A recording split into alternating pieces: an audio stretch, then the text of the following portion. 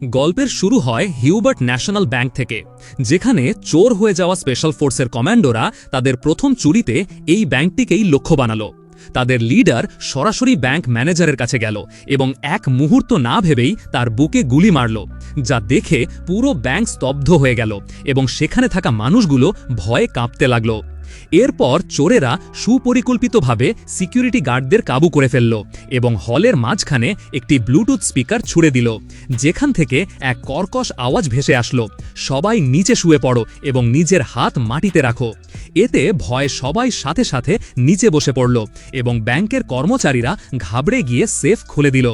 মাত্র 2 মিনিটের মধ্যে পুরো চুরি শেষ হয়ে গেল এবং চোরেরা $3 মিলিয়ন অর্থাৎ প্রায় 36 কোটি টাকা নিয়ে সেখান থেকে বেরিয়ে গেল।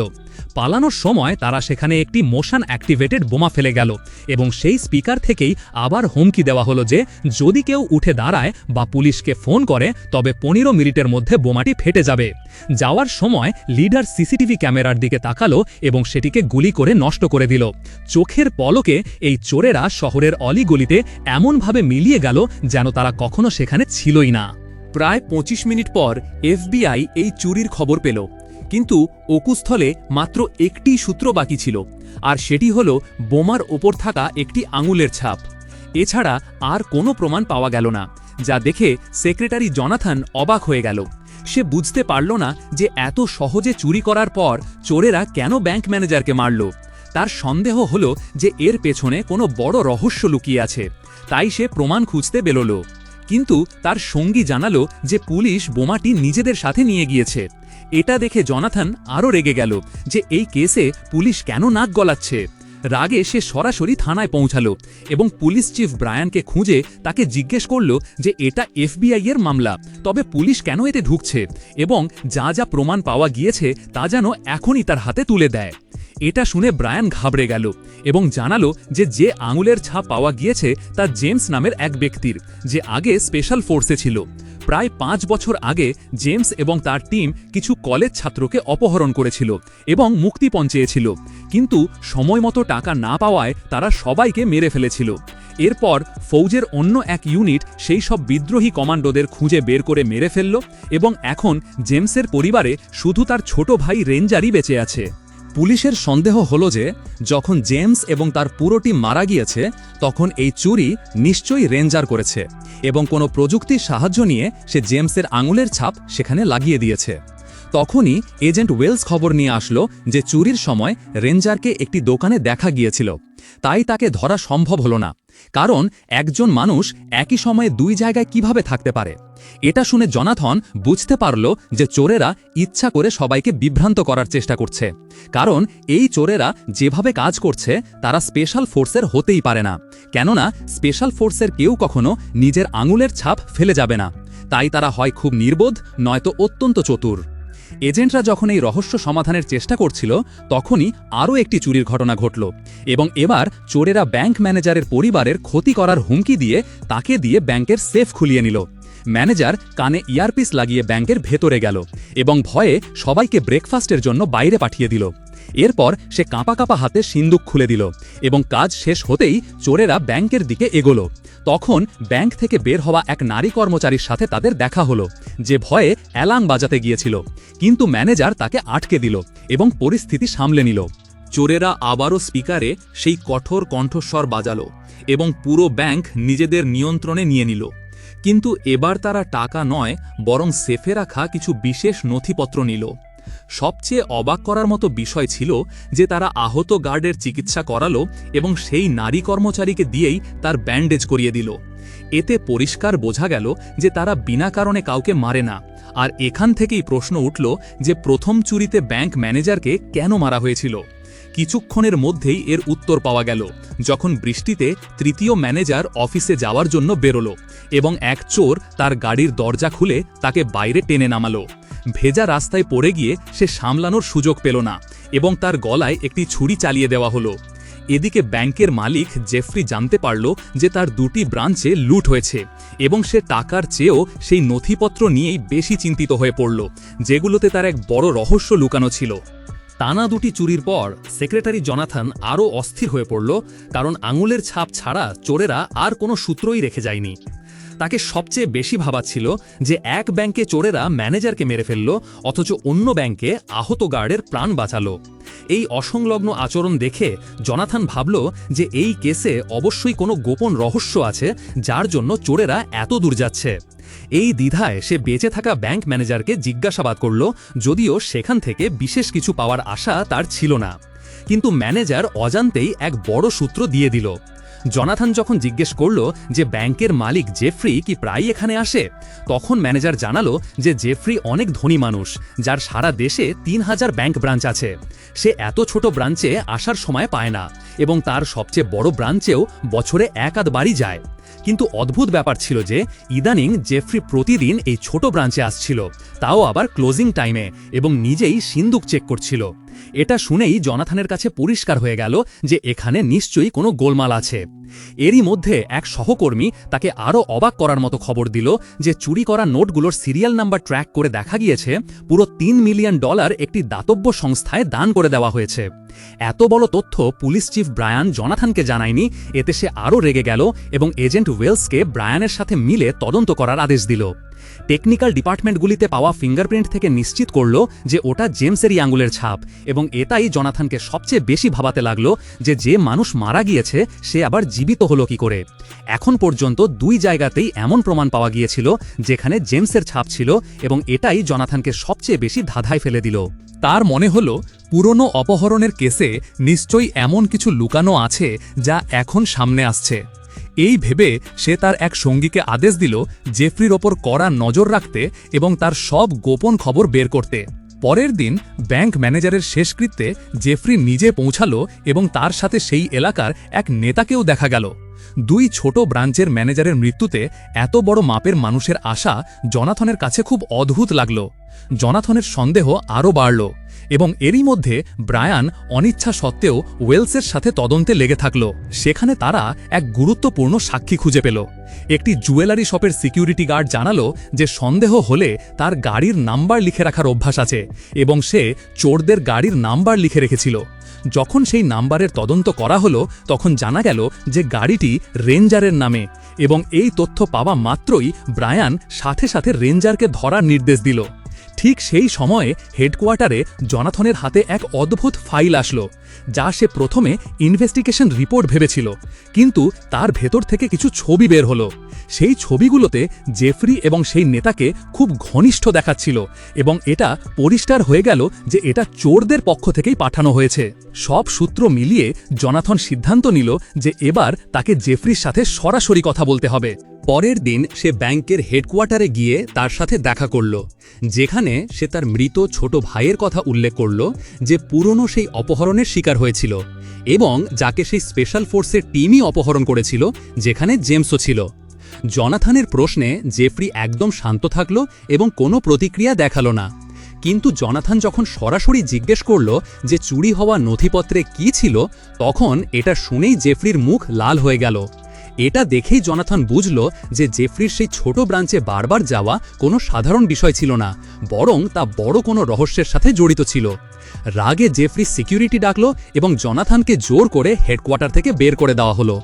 ঠিক এই সময়ে চোরেরা তাদের তৃতীয় অপারেশন শুরু করে দিল এবং এবার তাদের সরাসরি লক্ষ্য হলো ব্যাংকের হেডকোয়ার্টার। চোরেরা খুব সহজে এবং সমন্বয়ের সাথে কাজ করছিল এবং প্রত্যেকের ভূমিকা পুরোপুরি পরিষ্কার ছিল। তারা মেন লবি পার করল, যেখানে কড়া নিরাপত্তা ছিল এবং কাস্টমারদের ভিড় ছিল। তবুও চোরেরা কোনো গোলমাল না করে সামনে বাড়ল এবং কেবেলের সাহায্যে মেন এরিয়ায় ঢোকার চেষ্টা করল। সেই সময় জনাথনকে জেফ্রির গার্ডরা বাইরে নিয়ে যাচ্ছিল।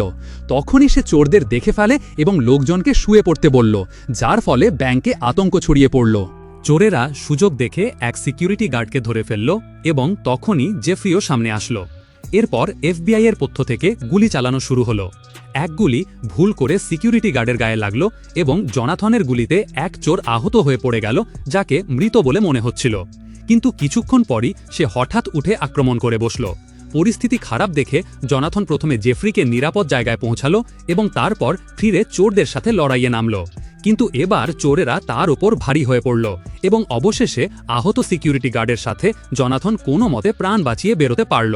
ততক্ষণে চোরেরা তাদের কাজ শেষ করে ফেলেছিল। এক দীর্ঘ লড়াইয়ের পর জেফরির কাছে মাত্র একজন বডিগার্ড বাকি রইল, যে ক্লান্তিতে পড়ে যাওয়ার মতো অবস্থায় ছিল। সবচেয়ে অবাক করার বিষয় ছিল যে সামনে দাঁড়িয়ে থাকা চোর বডিগার্ডকে আক্রমণ করল না, কারণ শুরু থেকে শেষ পর্যন্ত তাদের একমাত্র লক্ষ্য ছিল জেফরি। চোর বডিগার্ডকে অস্ত্র নামাতে বলল, কিন্তু তখনই তার এক সঙ্গী সেখানে পৌঁছে বডিগার্ডের কপালে গুলি মারল। এটা দেখে লিডার রাগে তার উপর চিৎকার করে উঠল। এই মুহূর্তে জনাথন সুযোগ বুঝে হামলা করল এবং গুলি চালানো চোরটিকে মেরে ফেলল, আর লিডারকে জীবিত ধরে ফেলা হলো।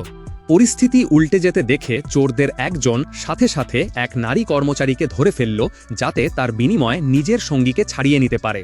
দুপক্ষের মধ্যে কথা হলো এবং বিনিময় সিদ্ধান্ত হয়ে গেল। জনাথন জানত যে সে যদি চোরকে ছেড়ে দেয় তবে হয়তো সে নিজেও জীবিত বাঁচবে না। তবে আশ্চর্যের বিষয় হলো, চোর নিজের কথা রাখল এবং জনাথনকে ছেড়ে দিল এবং তার সঙ্গীদের গুলি না চালাতে বলল। সব চোর দ্রুত সেখান থেকে বেরিয়ে গেল এবং FBI পুরো ক্রাইম সিন সিল করে দিল। টেকনিক্যাল টিম যখন লাশের তদন্ত করল, তখন দেখা গেল যে আঙুলের ছাপ মুছে ফেলা হয়েছে এবং এমনকি দাঁত পর্যন্ত তুলে নেওয়া হয়েছে, যাতে পরিচয় কখনো জানা না যায়। এরই মধ্যে ব্রায়ানের কাছে কল আসলো, যেখানে জানানো হলো যে রেঞ্জারের সন্ধান পাওয়া গিয়েছে। ব্রায়ান এবং ওয়েলস সাথে সাথে সেই জায়গায় পৌঁছালো, কিন্তু ঘরের ভেতরে তারা শুধু রেঞ্জারের ভাবি মার্তাকে দেখতে পেল। সে জানালো যে জেমসের মৃত্যুর পর রেঞ্জার যখনই দেখা করতে আসে, তখন ঘরের খরচের জন্য কিছু টাকা দিয়ে যায়, যাতে বাচ্চাদের সংসার চলতে পারে। ব্রায়ানের মনে হলো এখান থেকে বিশেষ কোনো সূত্র পাওয়া যাবে না।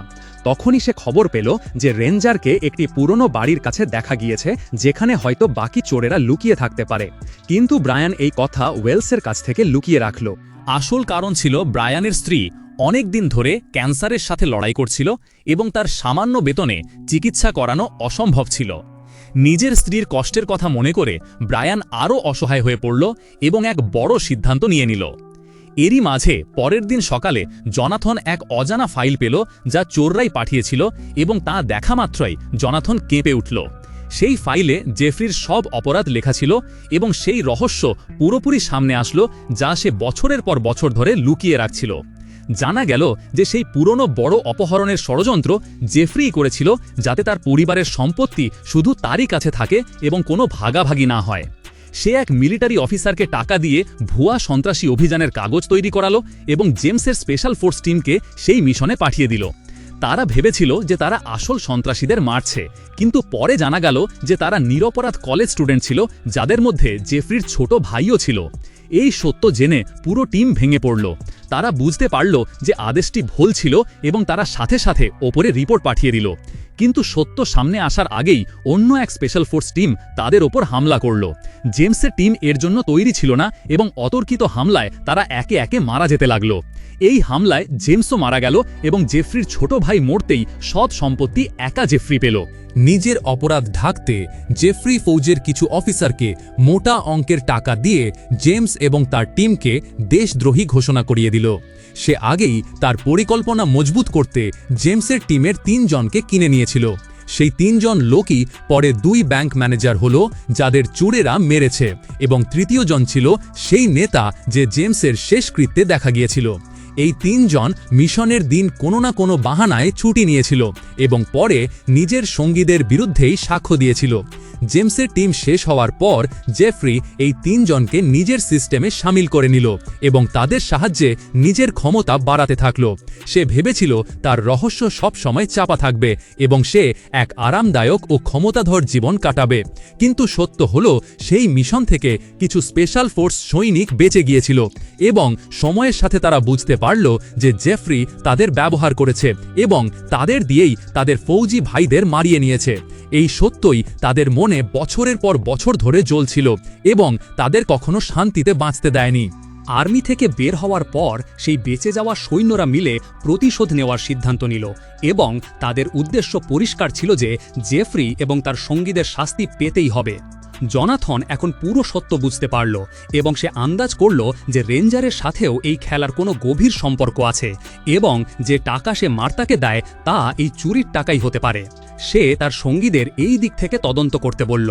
ওদিকে ব্রায়ানও রেঞ্জারকে চুপচাপ ট্র্যাক করছিল এবং সে নিশ্চিত হলো যে টাকা সেই পুরনো বাড়িতে লুকানো আছে। ব্রায়ান এবং তার এক অফিসার ঠিক করল যে সকাল হওয়ার আগেই তারা সব টাকা সেখান থেকে সরিয়ে নেবে। কিন্তু তদন্ত যত এগোলো, মিডিয়াও তত সক্রিয় হয়ে উঠল। সব বড় টিভি চ্যানেল পুরনো সত্য তুলে ধরতে লাগলো এবং এটা পরিষ্কার হয়ে গেল যে জেমস এবং তার টিমের সাথে কত বড় অন্যায় হয়েছিল। এই খবর দেখে জেফ্রি বুঝল যে তার খারাপ সময় শুরু হয়ে গিয়েছে এবং সে ঘাবড়ে গিয়ে তাড়াতাড়ি জিনিসপত্র গুছিয়ে পালানোর প্রস্তুতি নিতে লাগলো। জনাথনও জেফ্রির চাল বুঝতে পারল এবং সে তার সঙ্গী ওয়েলসকে বলল যে জেফ্রির নামে যদি কোনো প্লেন বুকিং থাকে তবে তার তথ্য বের করতে, যাতে সে পালাতে না পারে। এরই মাঝে জনাথন নিজে সেই বারে পৌঁছালো যেখানে জেমসের গার্লফ্রেন্ড কাজ করত, কারণ তার শুরু থেকেই সন্দেহ ছিল যে জেমস বেঁচে থাকতে পারে। অন্যদিকে সকাল হওয়ার আগে ব্রায়ান তার সঙ্গীদের সাথে দেখা করতে পৌঁছালো এবং শেষ মুহূর্তে তার মন বদলে গেল। সে সবকিছু থামানোর চেষ্টা করল, কিন্তু তার সঙ্গীরা টাকার লোভে অন্ধ হয়ে গিয়েছিল এবং তার একটি কথাও শুনতে রাজি হলো না। ওদিকে জনাথন সেই বারের ভেতরে জেমসকে খুঁজে পেল এবং সামনে জেমসকে জীবিত দেখে তার সন্দেহ বাস্তবে পরিণত হলো। সে সাথে সাথে জেমসকে FBI হেডকোয়ার্টার্সে নিয়ে গেল এবং জিজ্ঞাসাবাদ শুরু করল। এখন পর্যন্ত পাওয়া সব সূত্র মিলিয়ে জনাথনের মনে হতে লাগলো যে প্রতিশোধ নেওয়ার জন্য জেমস নিজেই চোরদের লিডার হয়েছে। কিন্তু জেমস এই কথা পুরোপুরি অস্বীকার করল এবং জানালো যে সে এসবের পেছনে নেই। অন্যদিকে ব্রায়ান তার দুই সঙ্গীর সাথে ঝগড়া করে আলাদা হয়ে গেল, কিন্তু তারা দুজন এখনও টাকা চুরির উদ্দেশ্যে সেই পুরনো বাড়িতে পৌঁছে গেল। সেখানে পৌঁছাতেই তাদের আশা ভেঙে গেল, কারণ যেখানে কোটি টাকার আশা ছিল সেখানে কিছুই পাওয়া গেল না। তখনই হঠাৎ পুলিশের সাইরেন বাজতে লাগলো এবং পরিস্থিতি বিগড়ে গেল। তাদের একজন পুলিশের ওপর গুলি চালানোর চেষ্টা করল, কিন্তু পুলিশ তাকে সেখানেই মেরে ফেলল, আর অন্যজন ভয়ে হাত তুলে সারেন্ডার করল এবং তাকেও গ্রেফতার করা হলো। ঠিক সেই সময় FBIতে জনাথন খবর পেল যে ব্রায়ানের লোক ধরা পড়েছে এবং তখনই ব্রায়ানও সেখানে পৌঁছে গেল। জনাথন তাকে জিজ্ঞেস করল যে সে টাকার জায়গার কথা কিভাবে জানল। ব্রায়ান উত্তর দিল যে এই তথ্য সে এক ইনফরমারের কাছ থেকে পেয়েছিল এবং এই ব্যাপারে ওয়েলসও সব জানত। এটা শুনে জনাথন চুপ হয়ে গেল এবং সাথে সাথে ওয়েলসের ফাইল চেক করল, যেখানে লেখা ছিল যে ওয়েলস সেই স্পেশাল ফোর্স ইউনিটের অংশ ছিল যাকে জেফ্রি ব্যবহার করেছিল এবং মিশনের পর সে হঠাৎ আর্মি ছেড়ে FBIতে জয়েন করেছিল। ওয়েলস শুরু থেকেই সবকিছু জানত এবং সে নিজের ক্ষমতার অপব্যবহার করে চোরদের ক্রমাগত সূত্র দিচ্ছিল যাতে সে জেফ্রির ওপর প্রতিশোধ নিতে পারে। এখন এটা পুরোপুরি পরিষ্কার হয়ে গেল যে আসল মাস্টার মাইন্ড সেই, এবং জনাথন দেরি না করে ওয়েলসকে ধরার আদেশ দিল। পুলিশের গাড়ি দ্রুত তাকে ধরতে বেরোলো। ঠিক সেই সময় স্টকওয়েল জেফ্রির লোকেশন জানতে পারল, কিন্তু তারা যখন সেখানে পৌঁছালো ততক্ষণে অনেক দেরি হয়ে গিয়েছে, কারণ জেফ্রি হেলিকপ্টার নিয়ে পালিয়ে গিয়েছিল এবং চোরদের প্রতিশোধের পরিকল্পনা অসম্পূর্ণ থেকে গেল। এটা দেখে ওয়েলস নিজের রাগ সামলাতে পারল না এবং হেলিকপ্টারের ওপর অনবরত গুলি চালাতে লাগল। স্টকওয়েল তাকে থামানোর চেষ্টা করল এবং বলল যে সে পাগলামি করছে, কিন্তু তখনই ওয়েলসের সব সঙ্গীরা অস্ত্র নিয়ে সেখানে পৌঁছে গেল। এটা দেখে স্টকওয়েলও নিশ্চিত হল যে এই পুরো খেলার আসল মস্তিষ্ক ওয়েলসই এবং পরিস্থিতি যাই হোক সে পিছিয়ে আসবে না। সে পুরো শক্তি দিয়ে লড়াই করল এবং তার চারপাশে থাকা অনেক চোরকে ধরাশায়ী করল এবং ওয়েলসকে মাটিতে ফেলে দিল।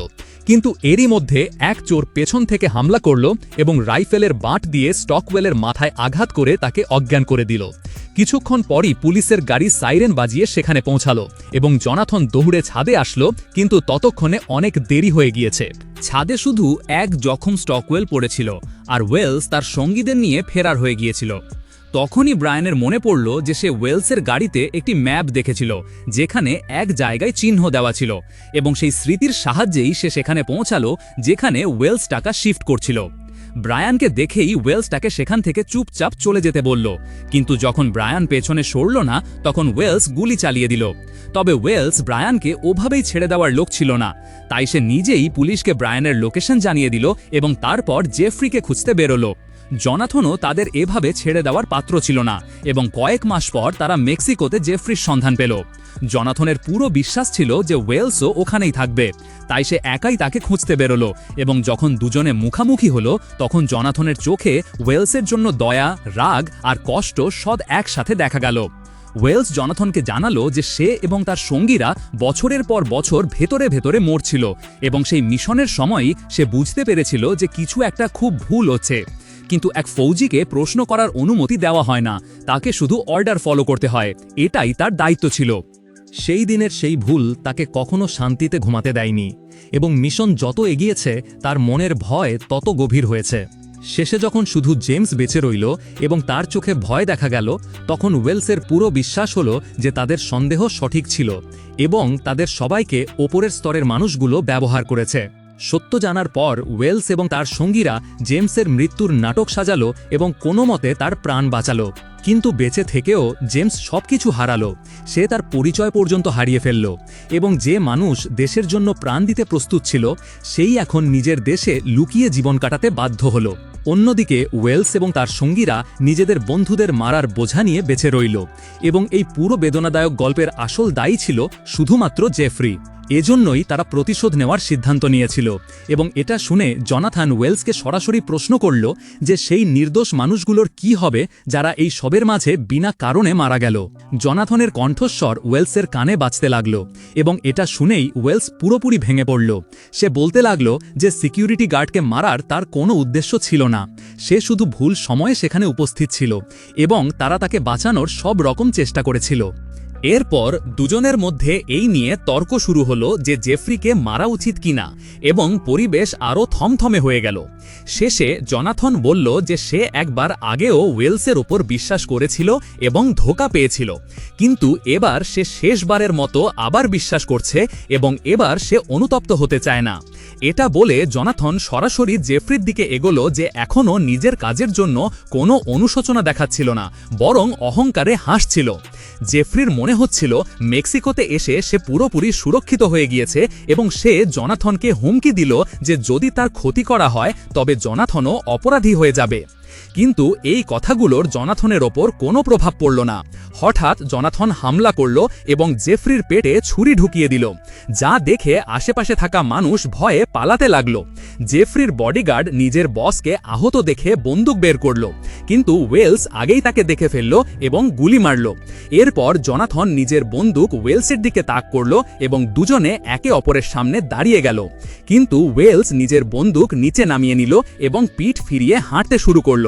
সে নিজের ভাগ্য জনাথনের হাতে ছেড়ে দিল এবং বছরের পর বছর মনের ওপর রাখা বোঝা আজ তার ভেতর থেকে নেমে গেল এবং জনাথনও তাকে চলে যেতে দেখে নিজের বন্দুক নিচে নামিয়ে নিল।